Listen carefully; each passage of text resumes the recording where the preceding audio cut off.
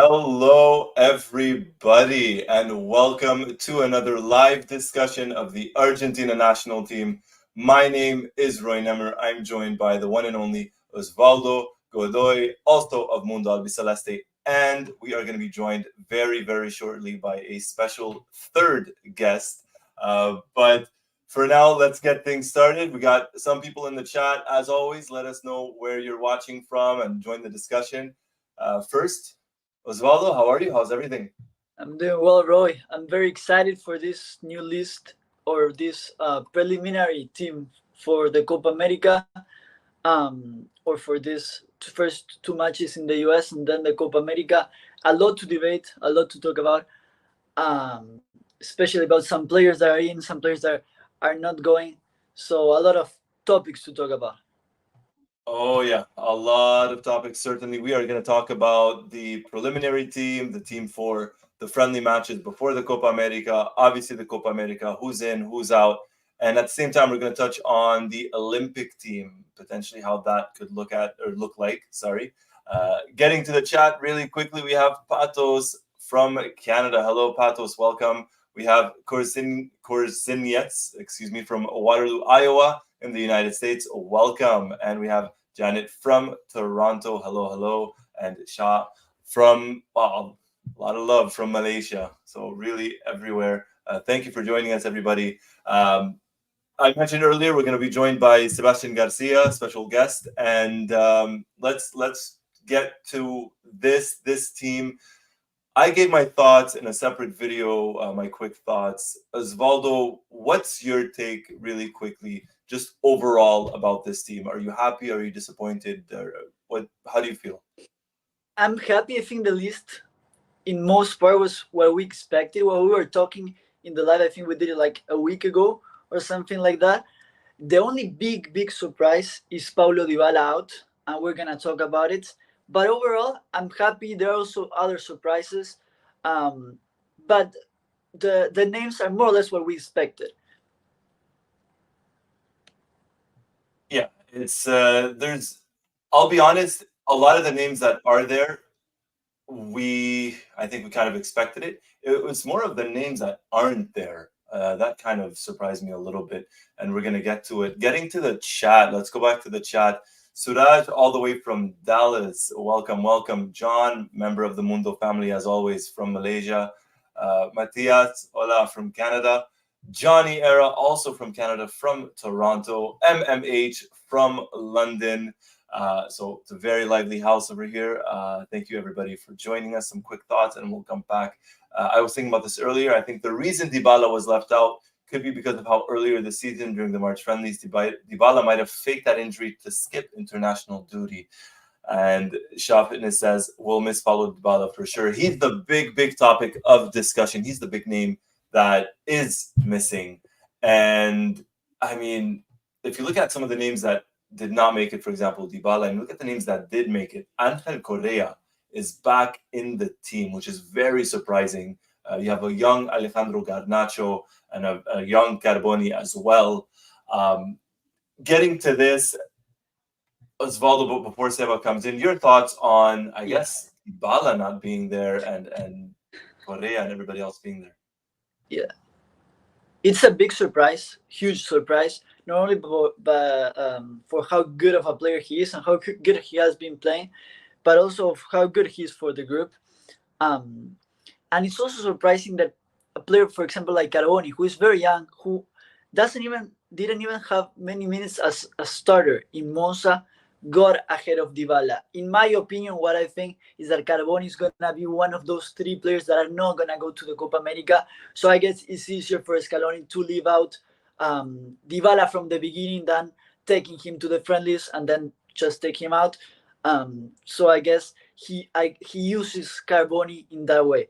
But then, for example, for me, it's very surprising that Angel Correa goes over Dybala. I think that Scaloni was between those two names of who he was gonna take to the Copa America.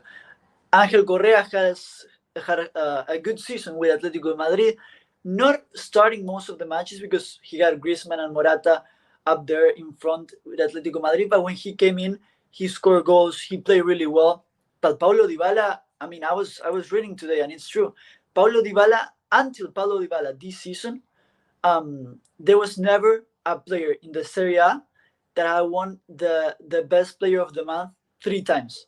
And Dybala did it this season. He is the first player in the Serie A to win 3 awards to the best player of the month. He won it in November, February, and April. He's having a really good season. Yes, he gets injured easily, but he also got injured easily when they call him for the World Cup, for the Finalissima.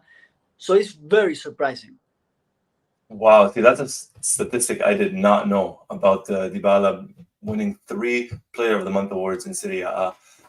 It's very surprising. Going back to your point about Carboni, I mean, I think you're completely right, and I do agree with you. Unless Scaloni really surprises everybody and takes Carboni to the Copa America, I think, yeah, it's probably easier to pick Carboni and drop him after the friendly matches in June than, as you mentioned, bringing Dybala in, having him play in those 2 games or being with the team, and then dropping him.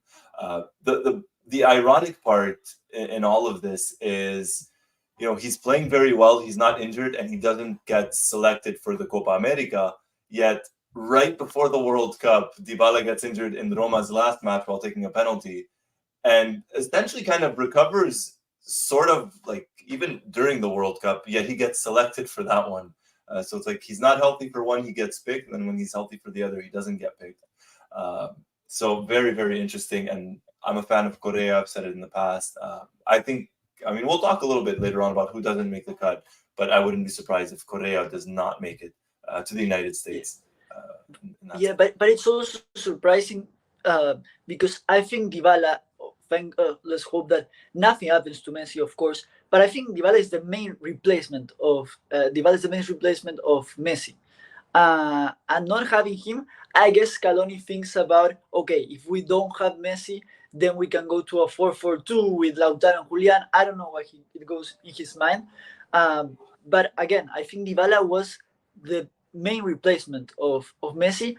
And also, Dybala haven't had many games with the national team because Messi plays in the same time he plays. Because if not, Dybala would have been a key player with the national team. Yeah. No, of course. And think about Dybala as well. And I'm going to get to the chat. We have a very, very lively chat. I'm going to get to all of the comments, by the way. I see a lot of them coming in. We're going to get to all of them. Trust me on that. And thank you, everybody. The thing about that as well is, I mean, you mentioned Dybala hasn't played, many matches for the national team. I'm just getting this now to see essentially when his last match was, because if I'm not mistaken, I could be very wrong, and I'm going to have this in front of me in just a couple of moments. Dybala has not played in any of the World Cup qualifying matches, and he hasn't. I have it in front of me now. Dybala has not played in any of the 6 World Cup qualifying matches for Argentina. So that has to count for something. I think we kind of lost Osvaldo. I think his camera just froze a little bit, but there you go. You're back, Osvaldo. But Dybala not being there in any of the 6 World Cup qualifying matches. You look at, and this is going to be controversial, but you look at somebody like Garnacho, who actually has been picked during those qualifying matches. You look at Valentin Carboni, who was picked in the last match and did play. It looks like Scaloni is maybe going to go more towards players that he can trust fitness-wise. I'm not talking talent, but I think fitness. I think that could be an issue as to one of the reasons why Dybala was left out. I'm just going to get to the comments, and we're going to be joined by a special guest in just a couple of moments. So let's get this. Rami said from Pakistan, wanted to ask about replacing a few players. Mentions Dybala for Garnacho. Matias says, who do we leave out? And that's one that that's a topic we're gonna get to in a little bit. Is it Nico or Garnacho? Dybala's injury prone and too European a style for a player of the Copa. Interesting. That's an interesting take right there. We're going to get to, Marco Senesi is another one, should have been on this list. Dybala is not surprising. How can the coaching staff trust him if he's always getting hurt, even at the World Cup, coming off injured? And an interesting comment by John of throwing something out there, maybe give Dybala the Olympic spot. He should have been in that team back in 2016 in Rio. Give him a chance to win an Olympic gold medal. That'd be very, very I mean that would not be too bad of a consolation prize. Go Is ahead, Osvaldo. true, but the report so far is that it would be, well. Then we're gonna talk more thoroughly about it, but it would be more like Julian, Dibu Martinez, and Otamendi, those overage players that would go. So um, I don't really think that's gonna be the case. Yeah. No, but hope. I mean, we never know. But yeah, I don't think that will happen. But we're gonna get back to the comments in just a second. We are joined by, I think, yeah, I think he's here now. We're joined by, there you are. All right, we have Hey, Sebastian, Seba. How are you, my Vamos, friend? how Seba. are Long time. you? Good. How are you? Hola, hola Osvaldo, ¿cómo andás? Hola, hola, How hola. are you? All Good. right. Good. Good, Good. good, good. I hope the connection is okay. I was listening just now and the sound was breaking, so I hope you can hear me okay. Yeah. I'm gonna speak a lot of nonsense as always, but I hope at least it's clear. You get it clear. Yeah, now people were asking for you, Seba, these past lives that we done with Roy. So Yeah, you're up. I owe people some money. Yeah, I I hope. That's why. That's why. It's I all know. good. Seba, long time, So long good to be time. here. Always fun to see Yeah. you. I mean, the chat loves you, Seba, as do all of us. Our legend. It's Yeah, been I so have a big long. family. Yeah, of course, of course. Look at this. All this Hola, for Seba. John. How are you? All this for Yeah, Seba. amazing, All this for amazing. Seba. Yeah, no, I was busy getting old, but yeah, now I'm here. I always have time for these Oh, conversations, and I always hope it was fun. a more regular feature, but we have to enjoy the moments we have. Yeah. No, of course, of course. Hopefully you can join us more often. Um, Seba, just initial thoughts. We're still kind of talking about it. We're still at the very beginning. Initial thoughts about the list, the preliminary list for the Copa America. Obviously, the big factor, the big news is Dybala being out. But I'm gonna let you talk. The floor is Yeah. yours for for now. No, I can make it really short. We're gonna win this thing. That's it. Wow. And I say wow because coming from somebody that's known Seba for Yes. what is it, close to 20 years now, which is surprising, very close to 20 years. Seba never makes predictions. That's Ever. Never. But there you go. I dropped the bomb right now, right away. There you go. So you're not worried at all No, about no. go ahead, sorry. I mean, no. We got the monkey off our backs with and then some.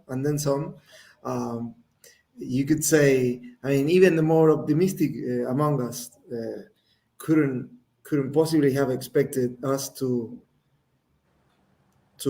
win everything we played. We won the World Cup, we won the Copa America, we won the Finalissima, we won everything. So now it's time to be more relaxed about it.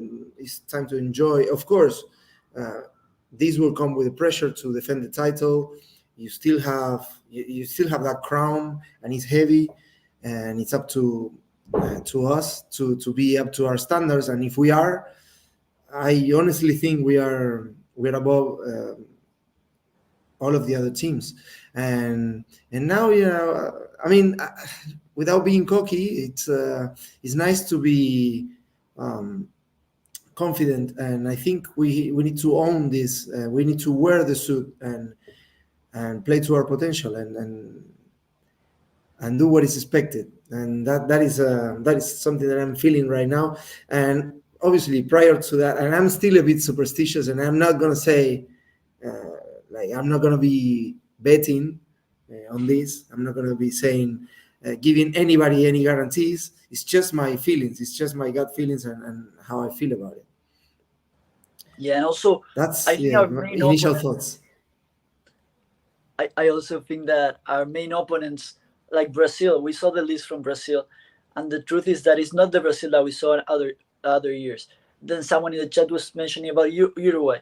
Still, I don't know. I'm a Boca Juniors fan, and they're taking players like Cavani and Sarachi, which, uh, like in my opinion, they're not as good as the ones we're talking about in Argentina. I mean, we just left Dybala out. You know what I mean? So I think, of course, we're the candidates. That's for sure. Yeah, it's funny you mentioned that. It's true actually, and I think I can't remember who I was having this conversation with. Maybe it was you, Seba, and when we were chatting.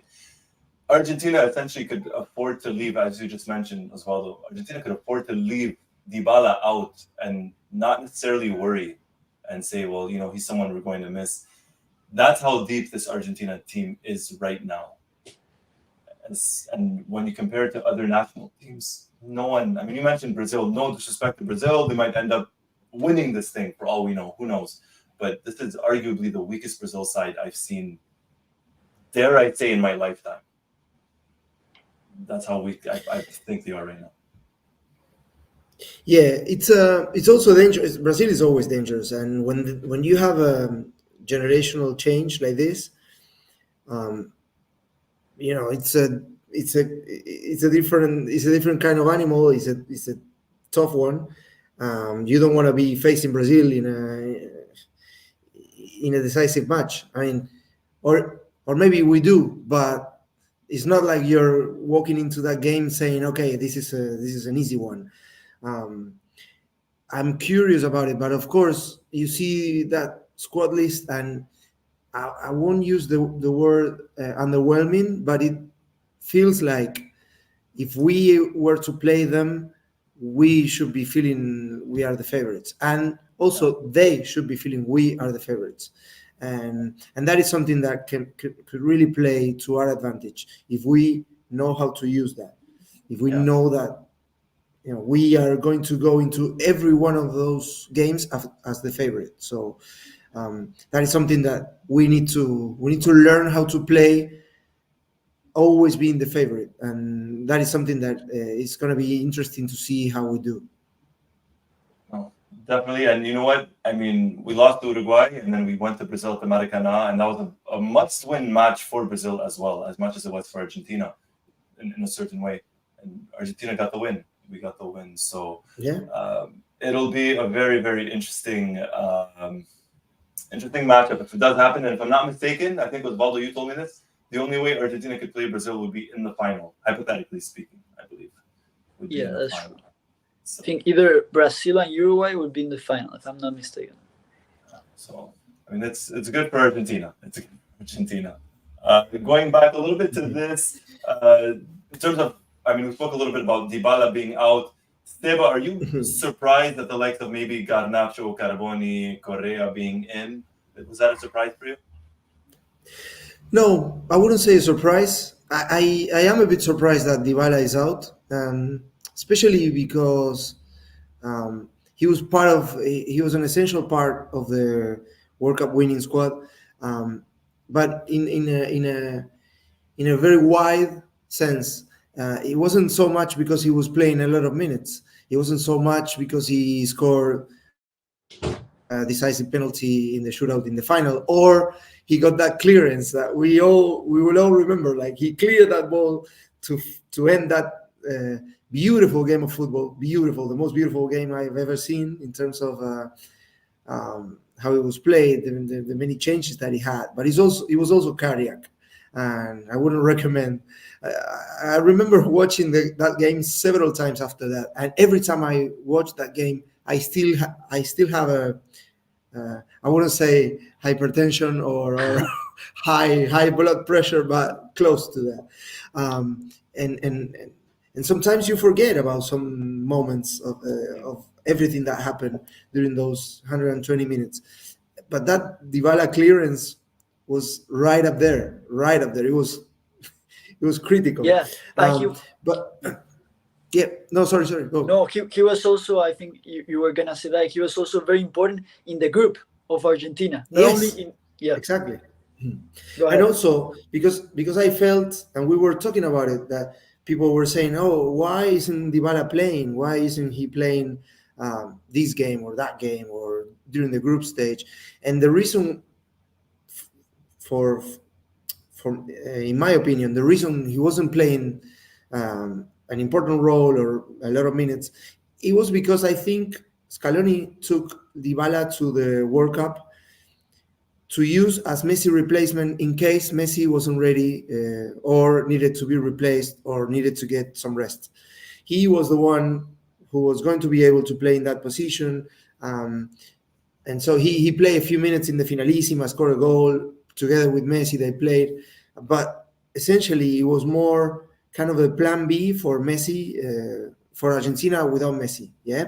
So in this case, what I'm thinking is that Scaloni must be thinking, if Messi is not ready, or if I need to replace Messi, I'm going to play a different formation, a different strategy, a different kind of game altogether. So I'm going to be relying a lot more on the wingers. I'm going to be using Garnacho, Carboni, the explosiveness, the new speed of the new generation, so to speak. So he's going to go with Plan A, with Messi in team, of course, and whenever he cannot be there or needs to get some rest, he's going to go with a different strategy. That's my more kind of a if I want to think good things about this decision, and if it's not a rupture there or a relationship gone wrong between him and Dybala. Or even Scaloni can try with Julian and Lautaro as the 2 9s if in case Messi is not there. So I agree with that, Sevan. I was actually telling that Roy a little bit ago how Dybala was the main replacement of Messi. But I guess Scaloni doesn't see him as a replacement anymore. He will try to replace it with a different formation. Yes, that could be one good explanation. Think about that. I'm sad to see that Dybala was making some comments. He said that he was under the impression that he was making the list, sounding like it was a surprise to him as well. So I hope it's not another story ending badly like what happened with Papu Gomez. I don't think it's even anywhere close to that. But you like all these guys. They made you really happy, and you don't want them to fight. You don't want them to fall apart or to fall out between them. You want them all to be a family forever. I don't know if it happens with you guys, but some of these guys, you love them as they were family members. And of course, that's something that you always wishing that it all goes well with them. Yeah, and especially someone like Dybala, who seems very friendly. I've never heard anybody say anything bad about Dybala or anything of the sort. So, I mean, it's sad. It's sad, but as you mentioned, Seba, maybe it's a new generation. Scaloni is going to rely more on wingers, and the players are more versatile. This team now, as crazy as it sounds, we've seen more of these players in the last year and a half, 2 years since the World Cup. We've seen that Alvarez can replace the likes of Kevin De Bruyne in midfield. We've seen that Alexis McAllister and Enzo Fernandez are kind of interchangeable in a way on the pitch. And then when you add in players like Garnacho coming in and Carboni coming in and the younger faces, maybe Dybala in a weird way is the odd man out. Maybe Scaloni doesn't think that he needs Dybala on the team as Messi's replacement because he's going to play in a different style. Yeah. And what this shows also is how Scaloni makes the decisions 100% based on football, I guess, because the group loved Dybala, and it's getting a problem with those no problem, in not only in the team but also in the fans, who are a lot complaining about Dybala not being there. So I guess Scaloni just puts that aside. He doesn't care about if this is friend with this one, or he doesn't care about that. He just thinks about tactical reasons and football wise. Yeah, the team. Yeah. Also, another point that I wanted to make, and I'm seeing a lot of action in the comments, and some of the comments are related to my next point. This is quite a unique situation, and I think it's a good situation. And for some players, it could even sound like it's unfair, or like they are going to go to one when they wanted to go to the other competition. But it's a unique situation because at the same time you have the Copa America, pretty much not at the same time, but very close to one another. You will have the Olympic Games, and I know for a lot of nations, the Olympic Games, the football tournament, the Olympic Games, it's something that they're not thinking about. It's kind of an obstacle sometimes. They want to enjoy the holidays. They don't want to get involved. It's not the same for us. It's not the same for Argentina or Brazil. I think these are historically, the South American countries in general are historically the ones that have given the Olympic Games, the football tournament at the Olympic Games, the highest importance, right? So for a lot of players, it has been the highlight of their lives, their careers. They go to the Olympics, and if they win a gold medal, it's like they have reached the summit. And for a lot of young players, of course, remember it's an under 23 competition, which allows for 23-year-old players to join the squad. But if you think about all of the amazing talent we have that is currently under 23, missing out on the Copa America squad is not the end of the world for them. It's not, of course, it's a dream to get to the full national team, to go to a Copa America, to play with Messi, to play together with Di Maria in his final tournament, try and win another one. Of course, that's the main one. That's the biggest. I don't think anybody thinks the Olympic Games are more important than the Copa America. But it isn't even a consolation prize for these players. It is a big deal. So a lot of the names we were probably expecting to see at the Copa America for the squad, the Copa America, are probably better off going to the Olympics, because they're going to be main players there. They're going to be starters. They're going to play 90 minutes in every game. They're going to get a lot higher exposure than if they go to Copa America and probably play 1 minute or not play at all. So it's going to be interesting to see when the list is announced, but it's going to be a very strong squad. And I'm curious to see who are going to be the old guys joining the Olympic squad. But it's not the end of the world for players like Facundo Buonanotte, for example, who I was expecting to see in the Copa America squad. But now I'm guessing he's going to play a big part in the Olympics. And he's not the only name that I can think of. So we'll see who's going to make that list. Yeah, on that side also, Matias Soule. Even Carboni. There's a lot of players that Argentina had in that right wing. But based on on the names they're talking about of Argentina going to Olympics, we would be also favorites in the Olympics with the team that we're talking about. Let me see, because I had it pulled somewhere here. So and I think Roy tweeted this out today. So Julián Álvarez, Emiliano Martinez, Nicolás Otamendi could be the overage players that are rumored to be in the Olympics. And then players underage like Alan Varela, Lucas Beltrán, Enzo Fernandez, which is incredible because he already won the World Cup, Thiago Almada, Eki Fernandez, Matías Solé, Valentín Barco. We have an amazing team. Yeah, I also heard Cuti Romero was going to the Olympics, but in Taekwondo. So I need to confirm that. I need to confirm that maybe he was banned because his kicks were so high, and so we need to we need to wait and see. But, that's good. There's definitely. I heard he was going for the rugby sevens. I thought he was going for that. That's Otamendi. That's Otamendi. Wait. That's funny. That's Otamendi on that one. No, all kidding aside, it's crazy because not every country can have a team for the Copa America and have a team for the Olympics for the same summer, two separate teams, and still be able to compete and potentially win both tournaments, or at least go very far in both tournaments. Not everyone can do that or say that. I think they're too scared, but very true. Yeah. And also, I think they're too scared. But if they could have invited us to play the Euros, and we could have taken a team there and win that thing too. You know. I mean, technically, Argentina defeated the best team in Europe, right? So of course, it's not that far off. There you go. Not that far off. Coming back. Sorry, go ahead, Osvaldo. No, that there's a possibility because the Olympic Games are gonna be in Paris, and there's rumors that Mbappé is gonna play. So it would be nice to see a French team that for sure is gonna be really good against an Argentinian team that hopefully is also gonna be really good. I'll say this, and I say this with the utmost respect. Mbappe does scare me. I'll say that. Mbappe does scare me. Of course. But No.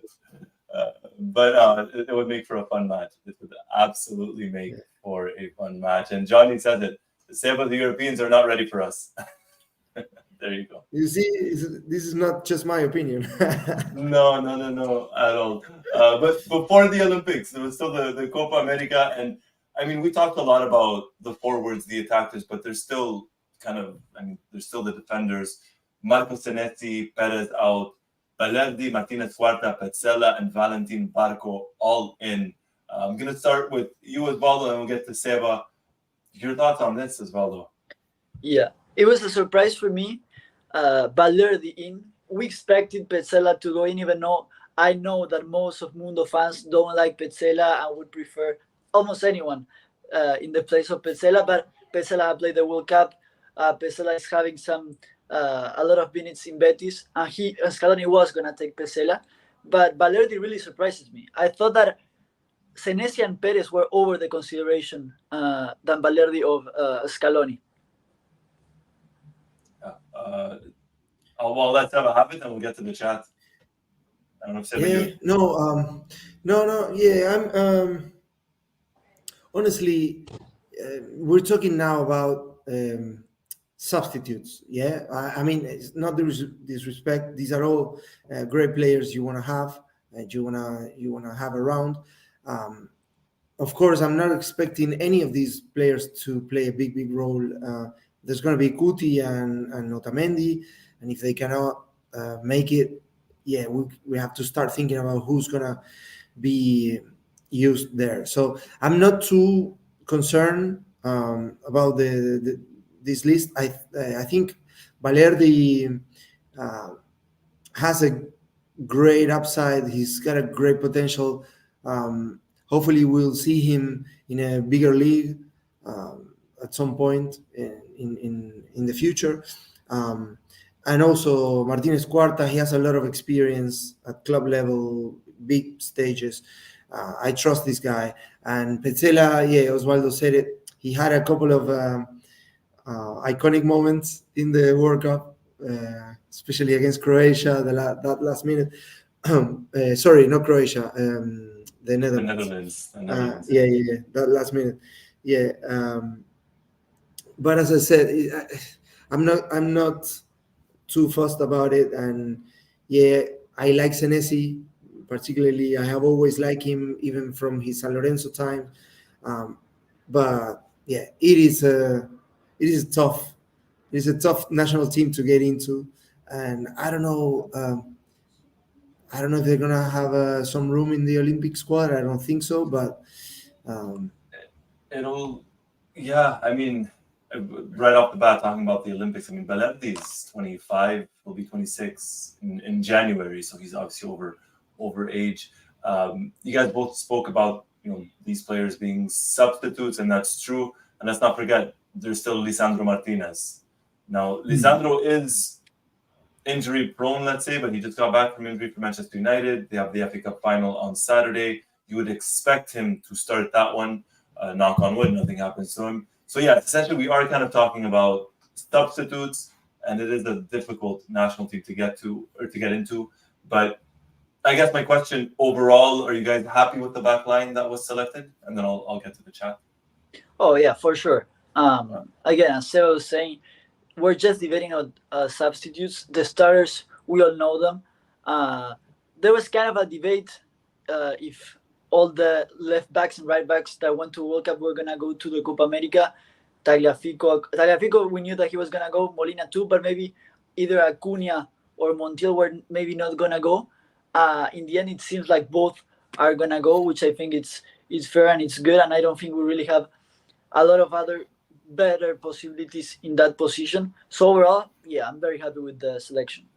Yeah, I see Seba nodding his head. Seba, you agree with that? No, I mean, these guys are all not really necessary, because we have Dibu Martinez, and that's it. We could play midfield, forwards, and that's it. No defense, and we're still. No, I'm joking. But Yeah, no, it's good to see. It's good to see that the backbone of our defense is there from the World Cup. They're gonna play with a lot of confidence. They know each other to perfection. We have solid options everywhere.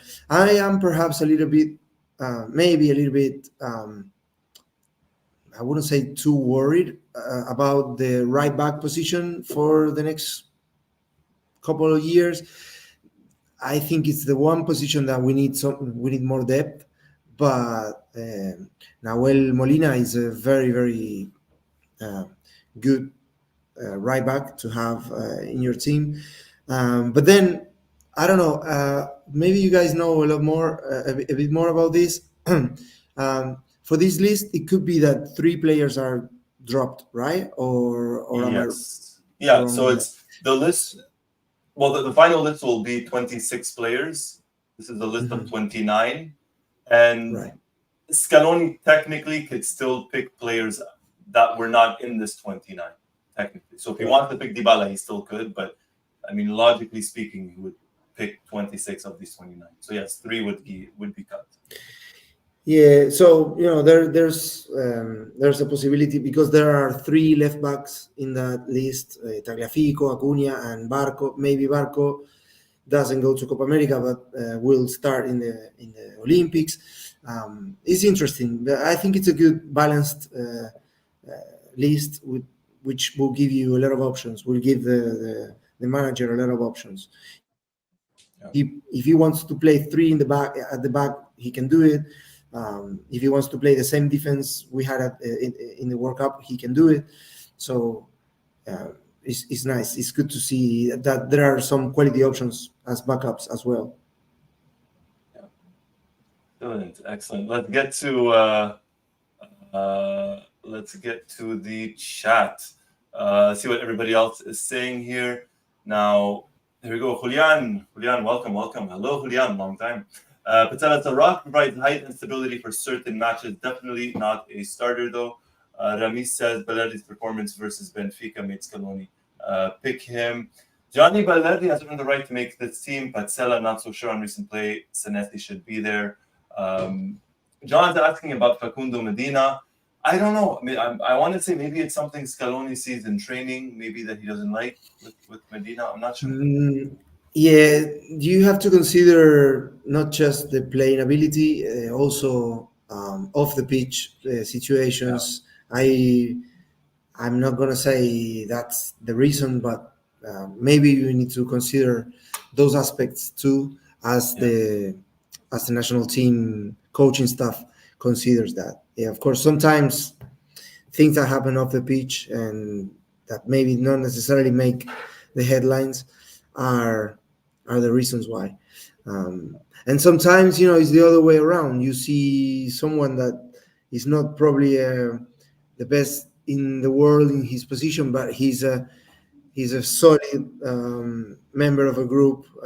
Like, for example, think about Armani. I read some comments about Armani. Why is he on the list? I mean, I consider him very, very important because of all the experience he has. He was instrumental to keep us alive on the road to the World Cup. And this is a guy who won the Copa Libertadores with two different teams. He's adored by two different set of fans at club level, and he has experience. He's a member of the World Cup squad. He plays in a very difficult team to play for. He's undisputed there, and he plays for a club that can be compared to what it's like to play for Argentina, because it's an old saying, but you play for a big team, you don't need to stop 12, 13, 15 shots, but you need to be sharp on the one shot that you may be facing in 90 minutes. And it's true, it wasn't the case when he had to play in Russia 2018, but that team was a mess. You can blame him for everything that was going on. And so, yeah, there's a lot of elements that managers consider when they want to call someone, or when they decide not to call a certain player. But it's true, Seba. He has the experience, even though in the 2018 he didn't do incredible. He's the only one that has that experience because he's gonna be the second goalkeeper, of course, because Diego Martinez is gonna be the starter. But if something happens to Diego Martinez, he might be able to jump in, and he already has that experience because that happened in 2018 with Caballero, and then he jumped in, so he has that experience. And again, with River, he even had that experience of playing. I remember in all that Libertadores 2018, which we know that in South America there's a lot of pressure in those kind of matches. In the Boca River with, I remember that save against Benedetto, and even in the semifinals and quarterfinals with incredible saves. He has a lot of experience that can help Argentina in case Diego Martinez get injured or something like that. Yeah, and another thing, I mean, we're all talking about experience. The other experience that he had, which maybe was a negative about him in 2018, even though I don't think anyone can really judge him in 2018, is the fact that he's playing against South American teams, against South American strikers, and not Europeans, and which is a different style altogether, if we're being honest. So he had that experience. He's played in Copa America before. He made a big save.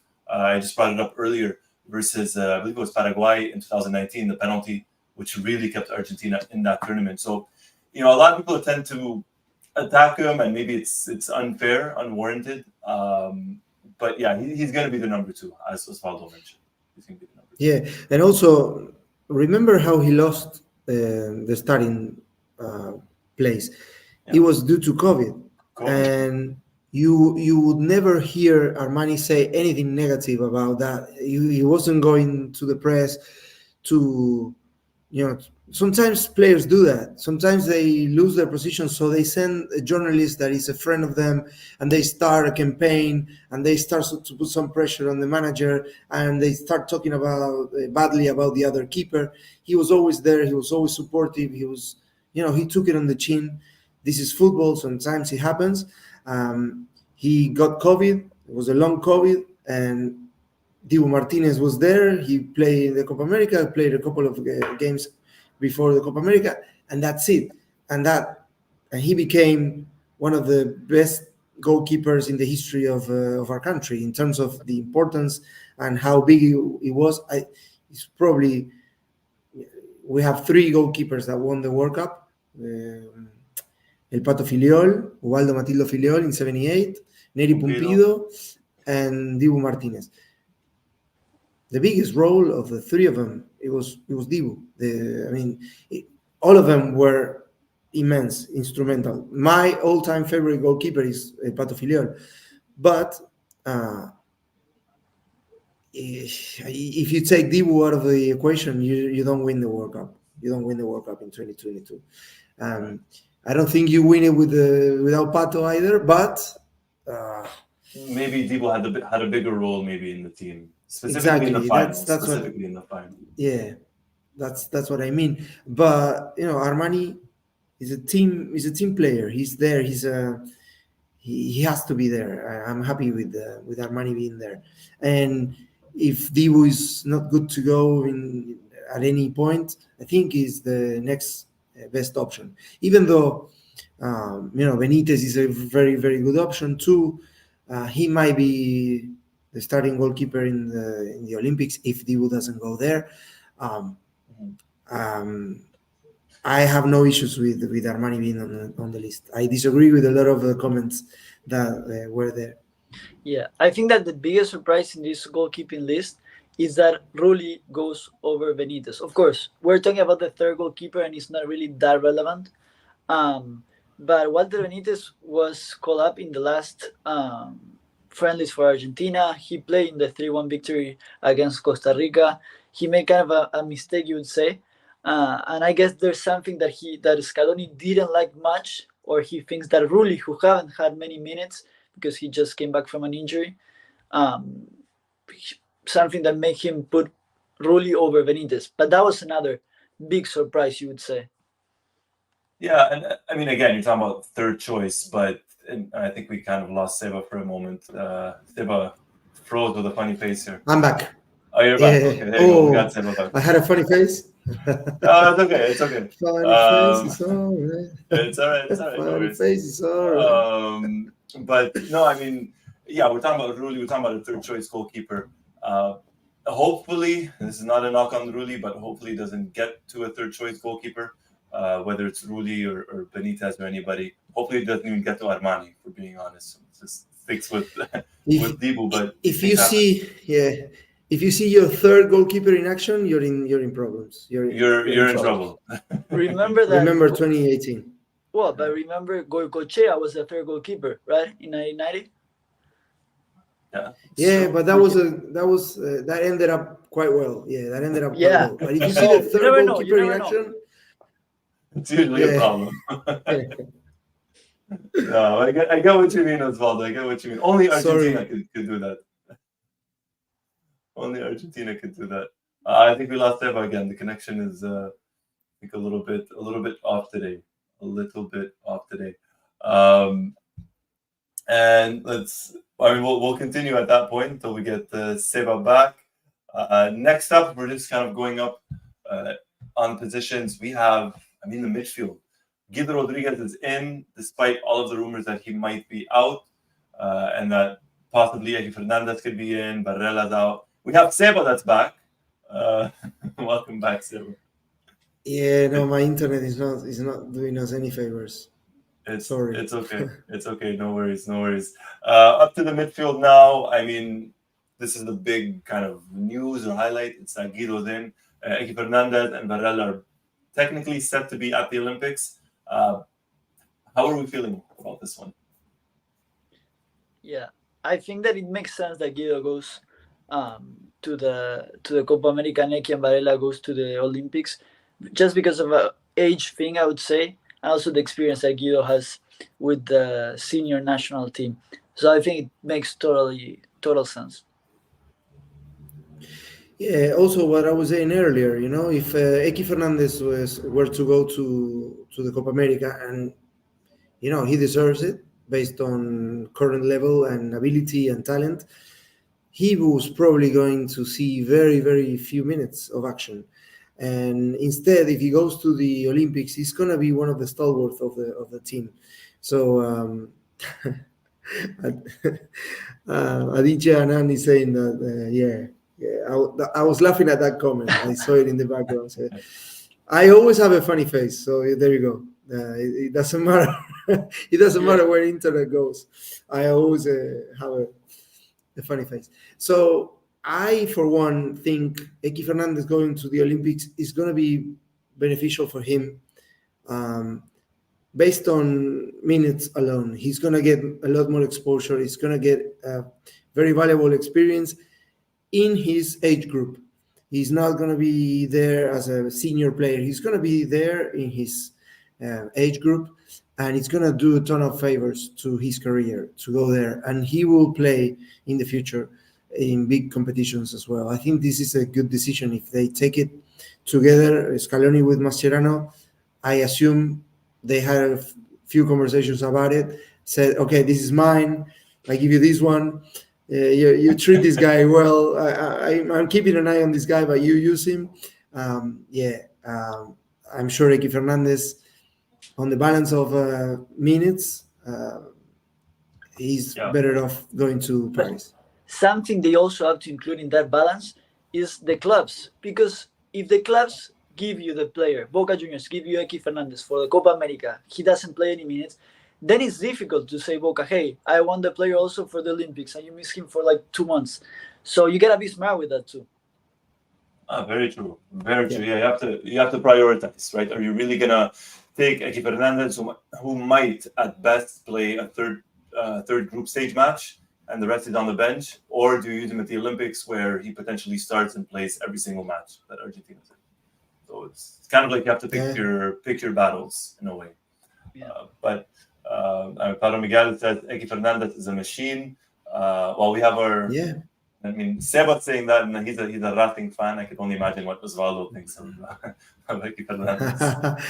No, and I'm telling you what. I don't know what the word is in English. In Spanish, the word is ambidiestro. So this is a guy who can. You don't know if he's left-footed or right-footed. Ambidextrous. Ambidextrous, is it? ambidextrous. That's the word. Yes. Yeah, and just pay attention to him. It's like he reminds me of I don't know, very few players like Andreas Breme or Wesley Sneijder. These guys, they had no issues with how they position Left or foot, how right they hit foot. the ball. Yeah, it's amazing to see something like that in a player, and then on top of that, he has an engine. Um, he never stops running, and he's very intelligent. I really like him. Yeah, I really like him. Nice. Excellent. Yeah, we'll bring some Guido Rodriguez love. Aditya says Guido was really important off the bench in Copa America 2021. I don't understand the hate behind choosing him. I agree with that. I don't mind having Guido on the bench. He's really the only pure defensive midfielder Argentina technically has in the squad. That was picked. Um, I think a lot of people maybe tend to dislike him, maybe because of his performance versus Mexico at the World Cup, but that wasn't even because of him in a way. It was just the way the team was set up. I don't think you can blame him about that. Not a single bit, to be honest. And Seba, the fan base continues. Where have you been? Oh no, I'm telling you, Dan. Don't tell anybody. Roy kept me in his basement all this time. That's it. You're But not now, supposed to say yeah, I that, Seba. Not behaved. on air. Yeah. No. No, I just got out of there for a slice of pizza, and then the camera was on. So there you go. That's it. No, but we'll say it here. Obviously, we're going to be doing the post matches during the Copa America, and hopefully everybody could join us. Of course. Yeah. All right. Just to give you a bit of news. I'm very happy to say I'm going to be at the Olympics. I'm not sure if we're going to be able to do a post match or comment on that, but I will be working at the Olympics. So there you go. I hope I get the chance to see the football team in action. But yeah, it's very satisfying that I'm coming back to work at the Olympics again. So it's great. Yeah. It's not your first Olympics then? No. I went to Beijing and I was there. I was when we won the gold medal. Yeah, I shook hands with Diego there. Yeah, because I was near the athletics track, and Diego was coming to the medal ceremony, and this is amazing. Can I tell the story? I try not to make it very long. It's your show. It's our show. Yeah. I was there. I had to take notes. I had to take some quotes from the players. They were all coming with the flowers bouquet and the medal, and they were coming via through a mix zone that was there with for the media, and then all of a sudden I see the Nigeria players. They were really happy to win the silver medal, despite having lost a few minutes before. And then I saw them all going like all together. It was like a group of players going to one place, and I didn't see what was going on. And then all of a sudden I see that they're taking pictures. They're asking some other people to take pictures of them with somebody I didn't see. And then they open like a green sea. They open like this, and Diego comes walking in my direction. I was there, and I was working for the official news service, so I wasn't supposed to take any pictures, ask for autographs or anything. But this was Diego, so he was walking towards me, and I just went to be close to him, and I said, "Diego, muchas gracias."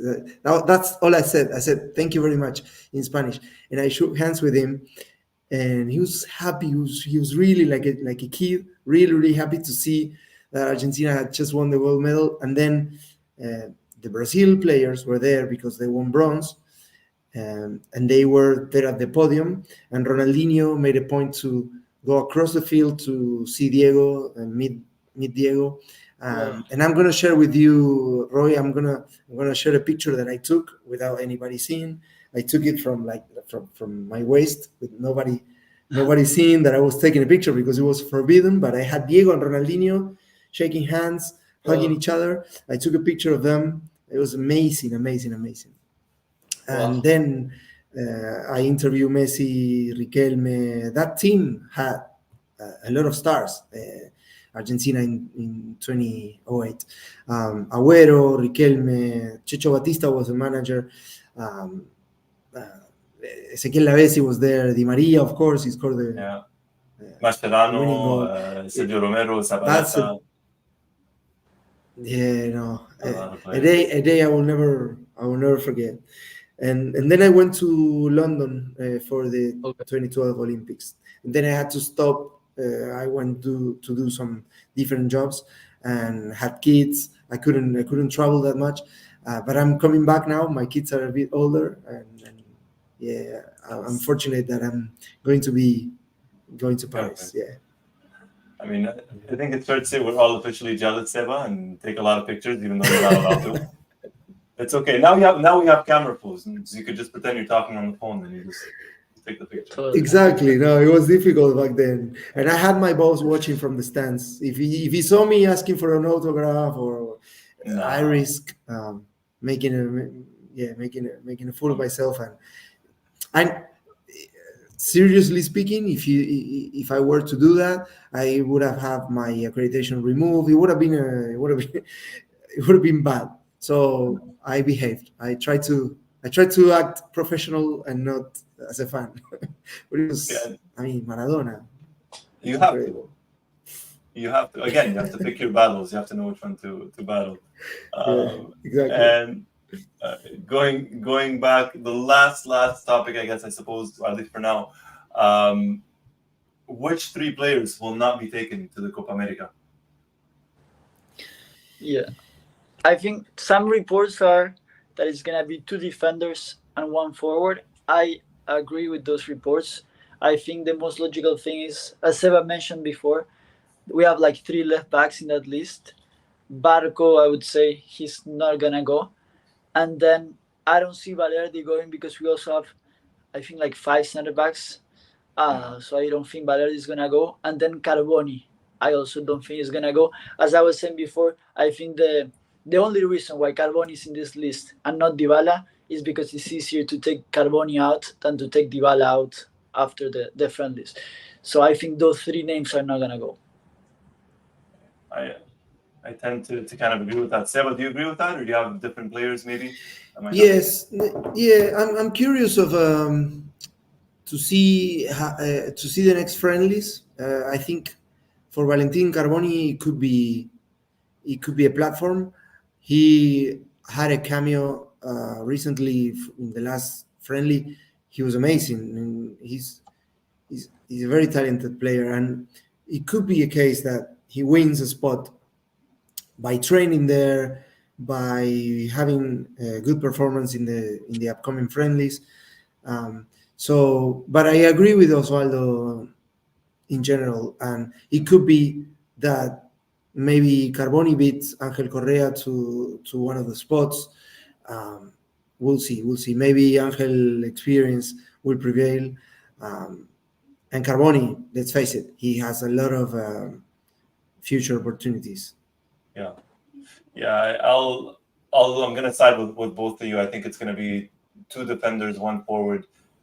I wouldn't be surprised if Carboni gets picked in place of Correa for one reason. I don't think Correa plays at the Copa America. Carboni might get a chance, but I think if Scaloni's thinking for the future, if you want to have somebody within the team to learn and grow, then between Carboni and Correa, I think it would be Carboni, logically speaking. And I mean, Osvaldo, you mentioned 5 center backs. I think we have 6. We have Valerdi, Cuti, Petzela, Martinez Cuarta, Otamendi, and Lisandro Martinez.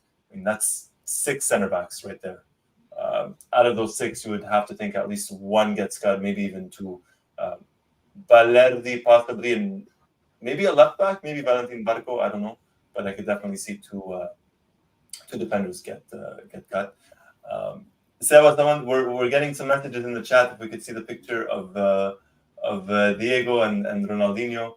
I don't know if you have that. I'm looking. Yeah, I'm looking for the picture in. All right. Okay. In my phone, I think I tweeted the picture I'm trying to find the picture to share with you so you can Yeah. show it. Let me grab my computer. I might find it in No. my computer up here. No problem. We'll get to that. Does anyone think we're getting some comments about like maybe Garnacho being cut? Are we kind of all in agreement? I think Garnacho makes it, and I actually think Garnacho maybe becomes a regular substitute during the Copa America for Argentina. Maybe that's just me, but I think Garnacho definitely makes it. I don't think he gets cut. I don't think he misses out. Let's look at. Go ahead. Sorry, I thought Osvaldo, you want to say something? No. All good. All right. Looking at the chat really, really quickly. So good question. Who is our starting left winger? Is it Nicolas Gonzalez, Di Maria? Another thing, sorry, that we forgot to mention, I guess, and Osvaldo, you and I spoke about this in the past. Nicolas Gonzalez could kind of play left back. So he's versatile enough. He might not be a starting left winger. He might not be a starting left back, but he could definitely play both. And I think it's going to depend on the opponent, to be honest. Yeah, in one of the last friendly matches against El Salvador, he played as a left back. Yeah, there you go. So, opening match. I mean, obviously, we're still going to do another video once the final list is out. But let's say first match. Do you think Di Maria starts on the left? Do you think he starts on the right, or do you think we get Nicolas Gonzalez versus Canada? I'm going to be inclined to say I think we get Di Maria. I think we get an attacking lineup versus Canada. I agree. Yeah, I agree. I see Di Maria, Messi, and then the debate that we always have between Julian and Lautaro. Then the midfielder is gonna be interesting. I guess we're gonna talk about all of this like closer to the game against Canada. But I see a lot on X or on Twitter about the midfielders. Ezequiel Palacios had a great season with Leverkusen. There were even people thinking about putting those four midfielders, McAllister, Enzo, De Paul, and Palacios together. I don't really see that happening. But there's a lot of different possibilities because we have a lot of incredible names. Yeah, I agree. And then, as you mentioned, we're going to talk about this in the preview show. Sorry, the preview show to the Copa America and the matches and everything. Seba, you just sent me the pictures. I have the pictures. We could show these, right? I think you're safe. Yeah, of course. I think you're safe. Yeah. All right, let me Go share ahead. my screen. There you go. There we go. Let's move this a little bit. So that's the first picture. Of Diego. Look at him. He was really happy. Really, really happy. So you were very close. And then there's this one with Ronaldinho. Oh, wow. Beautiful. And then you see the team celebrating in the background too. Like, yes, you could see them there. That was just after the gold medal ceremony on the pitch. And then I sent you another one of a training session. I sent it on WhatsApp. Let's see if maybe if you can zoom it a little bit. Yeah, I could zoom in. No worries. I'm only showing this because I had hair back then. So yeah, I'm proud. Yeah. Yeah, the initials there are Olympic News Service, and then you could see Messi also had long hair. He's running there. I think it's Agüero and Messi. Agüero, or it could be Lavezzi, It could be Lavezzi, yeah. Could be Lavezzi. And I think maybe Agüero is the one with the vest. Maybe, yeah. Holding his knees. And then in the background, long way back there, it's Riquelme. Looking the other way. Yeah. Wow. Facing the other way. Yeah, but I don't know how you were able to be that close and not ask for pictures or autographs or anything like that.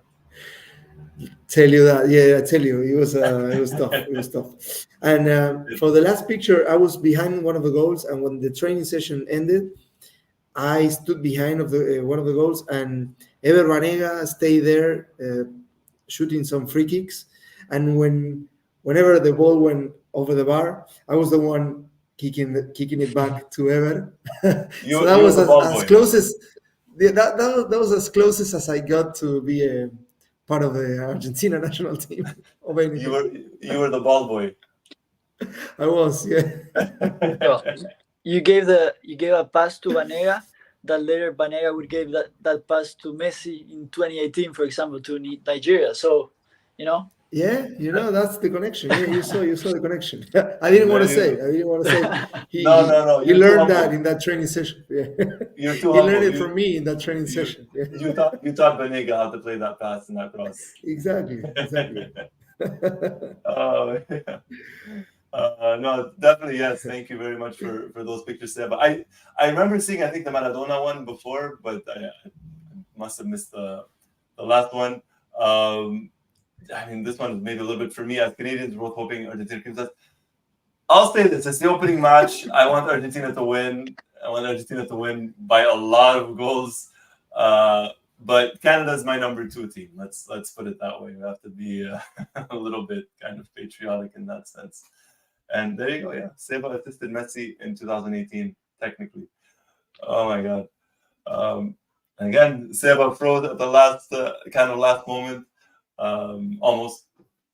But yeah, I'm just going through. I mean, was there anything else that we may have missed? Osvaldo, anything? We're going to be doing a lot more of these more frequently, of course. But Osvaldo, was there something else you wanted to maybe talk about or mention before we close things up? I'm trying to think about it, but not really, to be honest. No, all is good. Seba, we have you back. Any? No, maybe any? if you know any good internet company, just let me know. Fair. I don't know of any in Argentina right now, unfortunately. It's bad. But It's really bad. it happens. Don't worry about it. It's okay. We're just glad you're here. Glad everybody could make it. But on that note, I mean, Sam, I guess any final thoughts? Anything before we close it up? No. Just that I'm really happy to be back. Thank you for all the love in the comments. And thank you for letting me out of your basement, Roy, even if it's only for a few minutes. I'll try not to make a lot of noise. It's okay, Sam. You were very nice. So it's okay. No more basement. No more basement. I know Osvaldo, you're going to 2 matches. I might be attending 2 matches as well, actually. The one in New York and the one in Miami. Since it falls on a Saturday and it's a long weekend here, I might end up making the flight. But Osvaldo has tickets to the games already.